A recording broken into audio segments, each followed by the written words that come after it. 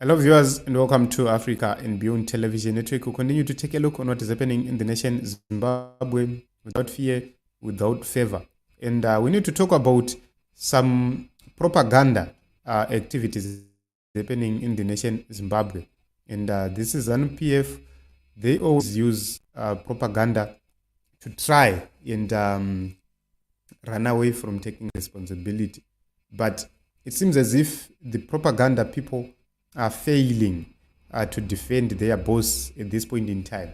Rutendo Matinyare, a key propagandist within the ZANU-PF people, says Zim villager gets robbed of 107 million worth of gold. This is what he's saying. He doesn't even feel ashamed to say this.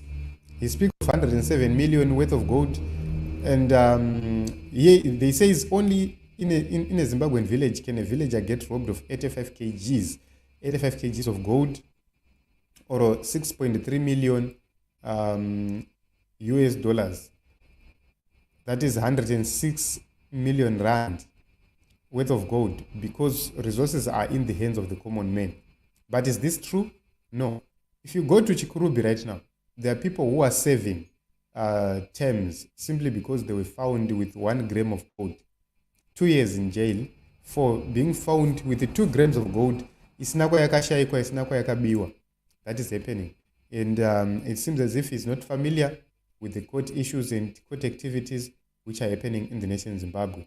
For anybody who has been to the courts, you would understand that this story, 85 kgs, or the common man is in possession of the natural resources, this is wrong and this is false. But let us get to the real facts here so that you see the hypocrisy of ZANU-PF. Let us go to the real facts. We need to hear what was reported and understand what is really happening, because facts are there. Here are the facts right there on the screen. We are bringing the real facts surrounding this whole issue. The gold stolen is not even worthy 10,000 US dollars. The gold stolen is not even worthy 10,000 US dollars. Here is the report right here. 85 grams of gold was stolen. This is the report. Machetwooding gang stole 85 grams of gold and 6,000 United States dollars in each way. So this is it. This is it. Hakuna munhu anoti awana 85 kgs dzegold ogara nadzo pamba. Hazviite. Hakuna munhu chaichai anodzinokakaritsa anogara ne85 kgs dzegold pamba in one location. It will never happen. Anenge ambori minus gold racho up to 85 kgs. So I know that when our people lack sense,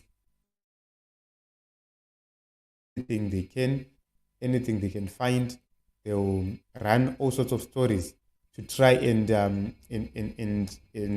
make their narratives work.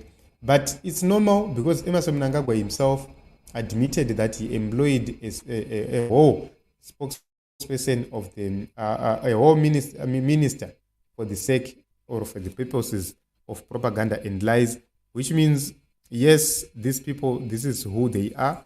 They survive through propaganda, they survive through lies. And that is the kind of people we have. So, when we are dealing with a nation, you don't build a nation through propaganda. You need to build a nation by telling the truth as it is. That is how you build nations. If you run a nation through propaganda, you have a problem, because you will fail. When you are exposed, you will fail. Now, the truth has been shown. He's talking about 85 kgs right here, as per the false reports. And the other report, an official report from the Herald, is talking about 85 grams of gold. So if you take a look onto those issues, you would understand where we are going as a nation, that we are being led by people who lie. We are being led by people who run propaganda. We are being led by people who are running these stories for the sake of their tummies and their stomachs.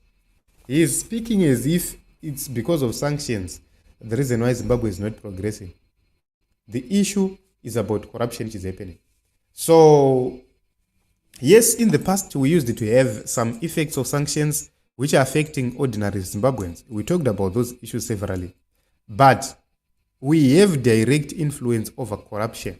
We've made that argument known to say corruption, we have direct influence over corruption. However, the sanctions he was talking about are no longer there. They were removed by Joe Biden, which means it's now an issue of mad people. It's now madness for these people to continue to speak about sanctions. Blessed says this is a reflective of how resources that must benefit the nation as a whole are still in the hands of a privileged few. How can a single or a few individuals have 85 kgs of gold and yet Mshayawanu, a RBZ governor, doesn't even have half of that in the nation of vote? So this is a propaganda activity at the end right here. There was no 85 kgs, 85 grams. So, this is the problem of Zimbabwe. It's because everybody and anyone will come and will give whatever they want to give. But let us say maybe if it was about 85 kgs, if it was about 85 kgs, who knew about that 85 kgs? That is something very important. If you take a look on the monies, which was there, 6,000 US dollars, it's a reflection of what was there. Hakuna munhu anogara ne 85 kgs zegold mumba ogara nekamari kadiki kako.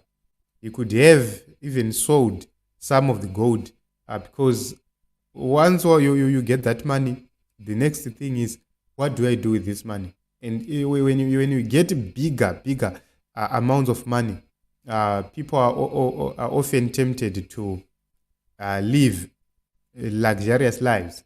For example, if you go to gold rakamboputika kuna naGokwe a few years ago, rakaita kuti chimwe chikwata chitenge dzimba, mota and everything else. And that is a clear indication of how these things work. Kuna namakaha zvakamboitika again, and you would see people spending. They would spend, and this is the human behavior. However, when it comes to the issue of saying the national resources are in the hands of a black man, that is a lie. This is propaganda. A black man in Zimbabwe is not in any possession of minerals. This is an issue yekungoratidza kuti vakuru ndo vanenge vane maresources. That is the only truth we can talk about. The Mnangagwas are the ones who are resourced and are in charge of every resource in the nation Zimbabwe, not anybody else. So, as I said earlier, if you go to Chikurubi, there are people who are saving because they were caught with 1 gram gold. They are saving 2 years. While with 10 points gold, they are saving 2 years. And that is happening as we speak right now. But the corrupt, the looters, are never sentenced. They are walking scot-free. So he says, Michael, thank you very much for coming.